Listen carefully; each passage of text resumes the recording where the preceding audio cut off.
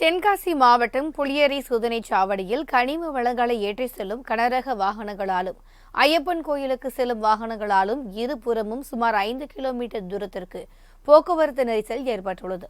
இதுகுறித்த கூடுதல் தகவல்களை எமது செய்தியாளர் கணேஷ்குமார் வழங்க கேட்கலாம். வணக்கம் கணேஷ்குமார், இந்த போக்குவரத்தை சரி செய்ய போலீசார் தரப்பில் ஏதேனும் நடவடிக்கை எடுக்கப்பட்டிருக்கிறதா? கூடுதல் விவரங்கள். வணக்கம் திவ்யா. தென்காசி மாவட்டம் தமிழக கேரளாவை இணைக்கின்ற வகையில் எல்கை பகுதியில் அமைந்துள்ளது. தென்காசி மாவட்டத்தின் எல்கையான புளியரை சோதனை சாவடியை கடந்துதான் அண்டை மாநிலமான கேரளாவிற்கு தினந்தோறும் அத்தியாவசிய பொருட்கள் சுமார் ஆயிரக்கணக்கான வாகனங்கள் மூலம் கொண்டு செல்லப்படுகிறது. இதேபோல் கேரளாவிலிருந்து தமிழகத்திற்கும் இந்த சோதனை சாவடியை கடந்துதான் கேரள மாநிலத்தவர்கள் தென்காசி வர முடியும்.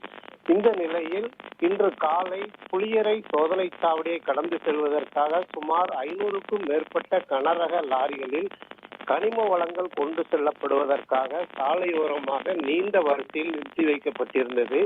இதேபோன்று தற்போது சபரிமலை ஐயப்பன் கோவில் சீசன் என்பதாலும் தமிழகத்திலிருந்தும் பிற மாநிலங்களை சேர்ந்தவரும் பல ஆயிரக்கணக்கான வாகனங்கள் மூலம் சபரிமலைக்கு செல்வதற்காக இந்த புளியரை சோதனை சாவடியை கடந்துதான் செல்லக்கூடிய சூழலில் அங்கும் ஏராளமான ஐயப்ப பக்தர்கள் வாகனங்களும் சாலையில் நிறுத்தி வைக்கப்பட்டுள்ளது. இதே போன்று சபரிமலைக்கு சென்று திரும்பக்கூடிய ஐயப்ப பக்தர்களின் வாகனங்களும் எஸ்வளவு வரை புளியரை சோதனை சாவடியை கடப்பதற்காக நீண்ட வரிசையில் காத்திருக்கக்கூடிய சூழல் ஏற்பட்டுள்ளது. இந்த நிலையில் இன்று காலை சுமார் இருபுறமும் 5 கிலோமீட்டர் தூரத்திற்கு வாகனங்கள் நிறுத்தி வைக்கப்பட்டிருப்பதால் கடும் போக்குவரத்து நெருக்கடி ஏற்பட்டுள்ளது. ஆனால் இந்த போக்குவரத்து நெருக்கடியை சீரமைப்பதற்காக எந்த விதமான பாதுகாப்பு நடவடிக்கைகளோ போலீசாரோ ஈடுபடவில்லை என்பது தெரிகிறது. மேலும் ஐயப்ப பக்தர்கள் வீடு திரும்புவதற்கும் கோவிலுக்கு செல்வதற்கும் பல மணி நேரம் காத்திருந்து கடும் அவதிக்குள்ளாகி வருகின்றனர். திவ்யா,